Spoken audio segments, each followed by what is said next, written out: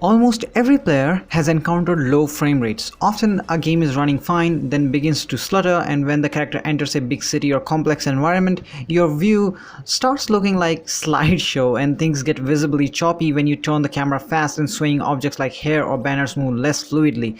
Well, that is not a good immersive experience for gaming, and certainly there are a lot of things that come into play when talking about frames per second or FPS. Now you might be asking, wait, aren't there already a lot or maybe hell lot of guides about FPS already on YouTube? And to a point, yes, you're right. But what the problem with those guides is that those guides are actually talking with their own PC specifications. The trouble with that is that one thing that you really need to be certain about is that if you do not have a good PC, then you cannot run a computer game that requires high amount of hardware dedication. Now, first thing, to be pretty sure that you must have a decent PC, you can check out the description below for a pretty decent PC that you can have. And the second thing that you need to be taken care of is that you're actually thinking about the game before you're running onto your PC. What do I mean by that? That's not some philosophy, but actually you cannot expect to run Cyberpunk 2077 on a really slow PC that can't even run San Andreas. Alright, we'll be talking about things very detailed and so that you can actually go on and improve things on your own without worrying about that it will work or not. We're actually trying to be getting you as close to as you can get on your PC to achieving a full 60 FPS or even 120 FPS expected. So there are some general fixes that you can do. The general fixes can be by closing background processes.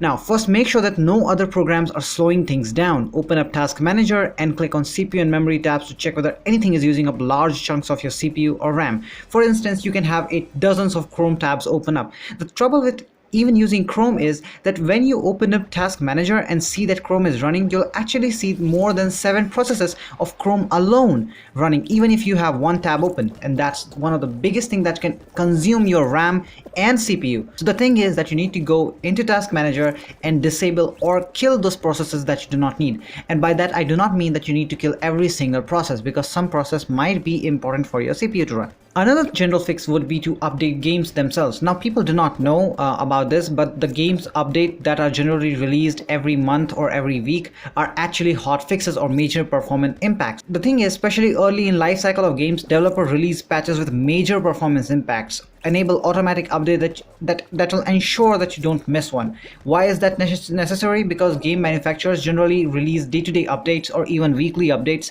that can actually be a hotfix for your particular performance issue. Third would be to update drivers themselves. Now update your drivers. New graphic drivers for both discrete GPUs and integrated GPUs are released regularly to optimize for recent games. For example, if you're using an integrated CPU like mine or an integrated GPU like mine, Intel, it would be better to go and update your integrated GPU drivers. Also, if you're using a discrete GPU or a dedicated GPU like NVIDIA or an AMD Radeon, it would be pretty great or amazing to just update your GPU drivers by going to your vendor's personal sites. Like for NVIDIA, there would be NVIDIA's own site, and for AMD's their own. Now, another stuff would be to repair installs. Now, these things work on Steam and other game engines where you have literally purchased your games. So if performance issues is only in one game and it's unusually severe, try repairing the installation. For example, you can go ahead into Steam and verify the integrity of game files. That will literally help you a lot. Now coming to in-game settings. Now these settings are the key to actually improve your in-game performance. Now most games will automatically test your PC after installation and assign the optimal settings. However, there could be some case that you might see your PC being more intensively slow but not even working onto that particular game. So here are the things that you can work around. First thing that you need to worry about are shadow settings. May cover a number of shadow mapping techniques which are different performance and with different performance impacts. Now what the thing is that if you haven't seen game development, then you will see that shadows are one of the key element to gaming. You must have experienced game with a lot of immersive experience. Well, shadows play a key role there, and without shadow things would look absolutely shit. But what the thing about shadows is that they are CPU intensive, and also the shadow volumes are GPU intensive, like ray tracing, which has came out recently, like RTX and others.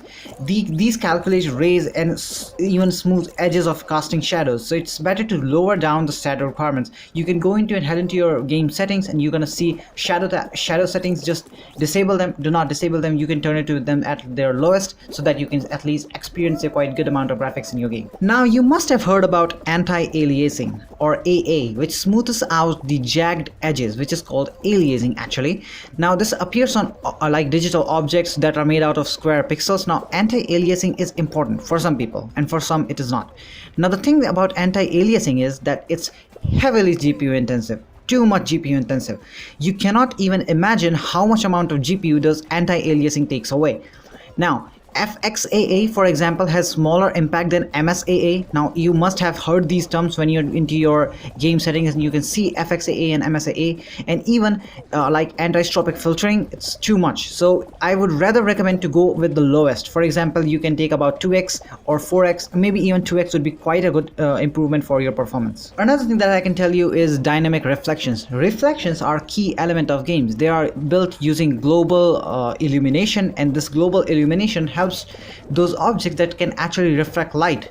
Now the thing about dynamic reflections is that your GPU need to calculate a lot of stuff about the scene and about all the things that are able to reflect things, and even that can sacrifice your frames. So I think it would be much better to sacrifice reflection in contrast to your frames. Another thing is ambient occlusion. Now I've done a lot of work with 3D rendering and all that, and ambient occlusion is literally one of the best things that I have seen. It enhances the point of contact between adjacent textures, lights and shadows, and it's a fine detail that you want to try turning down. Why? Because an ambient occlusion takes a hell lot of trouble just to render simple scenes. You can try it if you are a designer. You must know that you have ambient occlusion in a lot of softwares. Like I generally use Cinema 4D for that, and even ambient occlusion onto simple scenes provides some extraordinary results. So ambient occlusion in games is literally something that you need to turn off if you have a low quality or a low end CPU machine, or a low end CPU, or simply low end machine. It would be much better to sacrifice ambient occlusion for that. Another thing that I have seen is called volumetric lighting. Now volumetric lighting makes shafts of light appear to have depth, and so that player can see even dust motes or other particles like smoke drifting across them, and light volume, something like that, also referred to as God rays.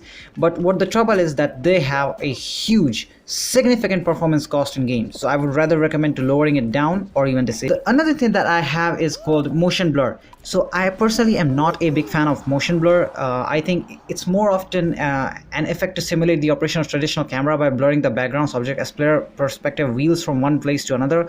Like I have seen a lot of this. While this can help disguise low frame rates, but the actual effect of this is actually on the performance of your game itself. So I would rather recommend disabling it. Also, it looks better when it's disabled for some reason. I really don't know why.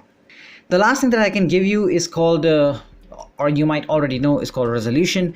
So one thing that I can surely tell you, if you're playing on a really huge monitor, I would rather recommend that you should play on a lower size monitor, like if you have a low end machine.